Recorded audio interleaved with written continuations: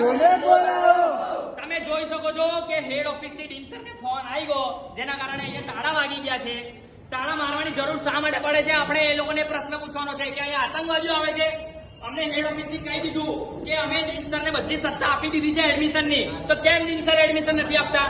PRO sir નો on record video છે કે અમને કહી દીધું છે કે હેડ ઓફિસ થી તમામ પરમિશન ડીન ને આપી દીધી છે એડમિશન ની, કે ડીન ચાહે તો બધા એડમિશન કરી શકે છે. તો ડીન સર કેમ એડમિશન નથી આપતા એ પ્રશ્ન અમે પૂછવા ડીન સર ને આવ્યા છે. તો તમે જોઈ શકો છો કે તાળા મારી દીધા છે, પણ અમે અહીંયાથી ઉભા નથી થવાના. અહીંયા અમે ધરણા પર બેસીશું જ્યાં સુધી ડીન સર નહીં આવે અને જ્યાં સુધી એડમિશન નહીં આપે ત્યાં સુધી અમે અહીંયા ધરણા પર બેસીશું. અને અહીંયાથી એક પણ વિદ્યાર્થીને કંઈ પણ થશે ને તો તેની જવાબદારી કેતન ઉપાધ્યાય અને વિજયકુમાર શ્રીવાસ્તવની રહેશે. આ મેં મીડિયાના માધ્યમથી કહેવા માંગુ છું. અમે અહીંયા ધરણા પર નહીં બેસીએ, અમે તાપમાં ધરણા પર બેસીશું. અને કશું પણ કોઈ પણ વિદ્યાર્થીને થશે તો તેની જવાબદારી કેતન ઉપાધ્યાય અને વિજયકુમાર શ્રીવાસ્તવની રહેશે. અને અમે અહીં ધરણા પર બેસવા માટે જઈ રહ્યા છીએ. આપણે બધા ધરણા પર બેસીશું, તાપમાં